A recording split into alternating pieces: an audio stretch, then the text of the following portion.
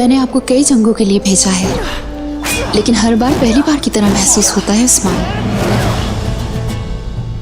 कमी तो तुम्हारी खूबसूरती में भी नहीं हुई,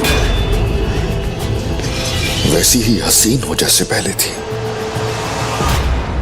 जैसे जैसे हम आगे बढ़ते हैं दुश्मनों की तादाद बढ़ जाती है। हाँ, मगर अल्लाह की मदद हमारे साथ रहती है। और खान साहब, काराजा हिसार कला आज से आपकी हुक्मरानी में है। अपने भाई से हसद तो नहीं कर रहे? अपने भाई की तरह नहीं लड़ सकता मैं कमजोर हूँ, तो इसीलिए मुझे आलिम बनना होगा। तुम सब एक ही दरख्त की शाखें हो, एक साथ हैं लेकिन मुख्तलिफ हैं एक दूसरे से। मैं उस्मान साहब का लायक बेटा बनना चाहता हूँ बस। उस्मान साहब के काबिल होने की जरूरत नहीं,